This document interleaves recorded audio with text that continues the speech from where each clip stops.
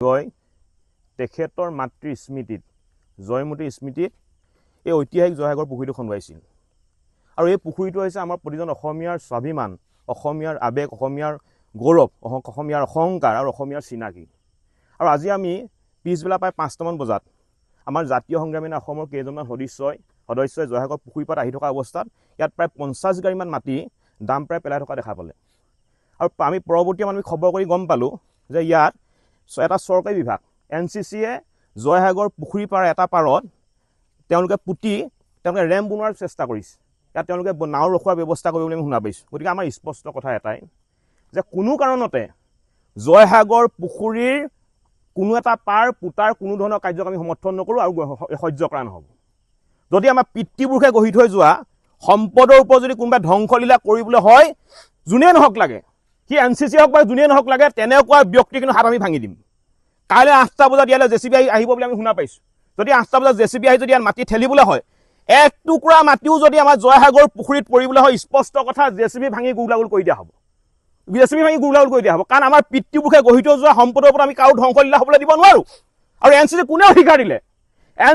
অধিকাৰ দিলে যে আমাৰ গৌৰৱ আমাৰ অহংকাৰ আমাৰ স্বাভিমানৰ প্ৰতীক আমাৰ চিনাকি যিটো পুখুৰীক লৈ আমি সমগ্ৰ অসমবাসী ৰাইজে গৌৰৱ অনুভৱ কৰোঁ যিটো পুখুৰী বিশ্বৰ ভিতৰত আটাইতকৈ ডাঙৰ পুখুৰী এই ধৰণে মানুহে হাতেৰে খন্দা এনেকুৱা এটা পুখুৰী বিশ্বত নাই গতিকে এনে এটা পুখুৰী এনে এটা আপোনাৰ গৌৰৱ আমাৰ বিষয়ত যেতিয়া NCCৰ দৰে এটা বিভাগে পুতিয়ে ধ্বংস কৰিবলৈ ওলাই আহিছে আমি NCC সকিয়াই দিছোঁ যদি অহা কাইলৈ যদি কেনেবাকৈ ইয়াত NCCয়ে যদি ইয়ালৈ আহি এটা টুকুৰাও যদি মাটি কেনেবাকৈ জয়সাগৰ পুখুৰীত পেলাবলৈ হয় স্পষ্ট কথা NCC কিন্তু গুৰুলগালকে প্ৰহাৰ কৰা হ'ব যোনে নহওক লাগে NCC যোনে নহওক লাগে গুৰুলগালকে প্ৰহাৰ কৰা প্ৰতিদিনাৰ দৰে জাতীয় সংগ্ৰামী সেনাৰ সৈনিকসকলে আজি জয়সাগৰ পুখুৰী পাৰত আমি পৰিভ্ৰমণ কৰিবলৈ আহিছিলোঁ তেতিয়া দেখা পালোঁ যে জয়সাগৰ পুখুৰীৰ এটা ছাইডত NCCয়ে জয়সাগৰ পুখুৰীৰ এটা পাৰ্ট পুতি পেলোৱাৰ কাৰণে আচলতে ইয়াত মাটি পেলাই থকা বুলি আমি গম পালোঁ গতিকে তাৰ পাছতে নিশ্চিতভাৱে আমি প্ৰতিক্ৰিয়া প্ৰকাশ কৰিছোঁ কাৰণ এটা কথা চাওক আমি বাৰম্বাৰ এটা কথা কৈ আছোঁ যে ঐতিহাসিক জয়সাগৰ পুখুৰী সংৰক্ষণ কৰিব লাগে যিটো সময়ত জিলা প্ৰশাসনে এই জয়সাগৰ পুখুৰীটো সংৰক্ষণ কৰিব লাগে তেনেকুৱা এটা সময়ত NCCয়ে এই পুখুৰীটো পুতি পেলাই যি ধৰণৰ এক ব্যৱস্থা গ্ৰহণ কৰিবলৈ লৈছে তাক আমি জাতীয় সংগ্ৰামী সেনাই ধিক্কাৰ দিছোঁ ইতিমধ্যে আমি এটা কথা আপোনালোকৰ জৰিয়তে জনাই দিছোঁ ৰাতিপুৱাৰ ভিতৰত যদি এই মাটিখিনি ইয়াৰ পৰা নিয়াৰ যদি ব্যৱস্থা গ্ৰহণ নকৰে আমি জাতীয় সংগ্ৰামী সেনাই নিজাববীয়া ব্যৱস্থা গ্ৰহণ কৰিম এটা কথা স্পষ্ট কোনো কাৰণতে জয়াৰ স্মৃতি বিজড়িত জয়সাগৰ পুখুৰীত আচলতে এনেকুৱা কাম কাজ কেতিয়াও সহ্য কৰা নহ'ব অনতিপলমে আমি জিলা প্ৰশাসনক আমি সকিয়নি প্ৰদান কৰিছোঁ যদিহে জিলা প্ৰশাসনৰ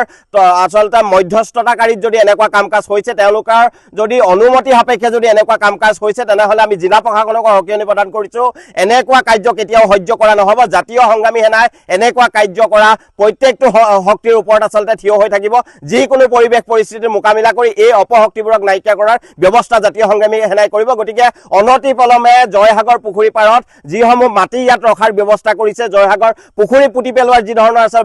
ভয়ংকৰ চক্ৰান্ত কৰিছে এই অপশক্তিখিনিক আমি সকিয়নি প্ৰদান কৰিছোঁ অনতিপলমে এইবোৰ ইয়াৰ পৰা লৈ যোৱা ব্যৱস্থা কৰক অন্যথা কিন্তু জাতীয় সংগ্ৰামী সেনাই নিজাববীয়া ব্যৱস্থা কৰিলে তাত কিন্তু জাতীয় সংগ্ৰামী সেনা কোনো প্ৰকাৰতে দায়বদ্ধ হৈ নাথাকিব এই কথা স্পষ্ট কৰি দিছোঁ